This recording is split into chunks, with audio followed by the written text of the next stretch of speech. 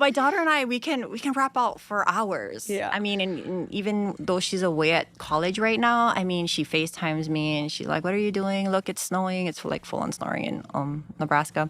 I guess if you make a decision to do something different, and when you make that conscious effort to do it, you start to continue to try to make progress in it. And it's not to say it'll work, but it's something better than what it was being done, right? And at least that's how I looked at it.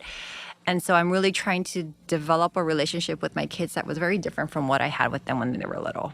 They needed a certain kind of mom then, and I'm a different kind of mom now because it's a different circumstance, in my opinion. They're away at school, experiencing life. They're going to need a friend at times too, and I want to be a safe space for them to come to when they start to really have the hard knocks in life, because that's going to come if it hasn't already. Yeah, I don't have teenagers yet. My daughter is going to be 4 this year, but I am dealing with the not listening. It's taking a lot of different ideas to try and get through, and really, what I found, at least with her, is like the connection, like getting to have that connection, and she needs to know that I'm like there for her, whether she's listening or not. And, above all else, like having that, because they're always gonna like need their mom, up until some point, at least when they're developing. And, connecting first and then trying to get through. But it's hard. I have to keep reminding myself, her brain is underdeveloped. Her brain is underdeveloped. I'm like chanting this to myself. I'm like, have great.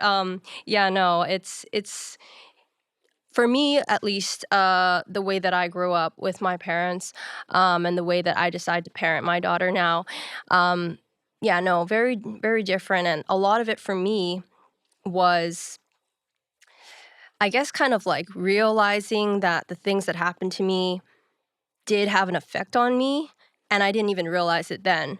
I thought it was just the norm, but seeing how it impacted me, because I'll react the same way of what my parents did to me, and I'm like, that's not good. I was like, oh, that did have an effect on me. That wasn't good for me when I was like young. And so I'm like, okay, acknowledging that, and then like, let's be different. But yeah, it's not easy. Yeah, the let's be different part is calling forth a part of you that really has intention.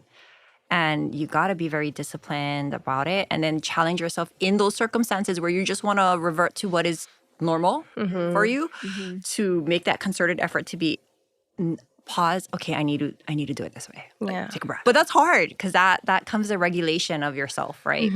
Yeah, definitely. I think it also comes from not being so like overly busy and overly like inundated with life that you can actually have like that awareness to be like, oh my God, what am I doing? Absolutely. Like that quietness to be able to like have that internal dialogue. Because I even experienced this in just regular communication with people. And like, I know when I'm like, my schedule is crazy, I'm tired, things are going on, there's like just a lot of stuff in my head, that's when you start to like snap. That's when you start to like have those moments of like, I don't have patience because I'm not like taking the time and the space to be able to check myself. And I can only imagine that with kids. I mean, they're like you said, their brains are underdeveloped. They're, with you all the time. Yeah. It's like, I think, this is where you have to allow yourself a bit of grace too, because you're not always going to be perfect. I'm never perfect. I'm always striving to try to be better.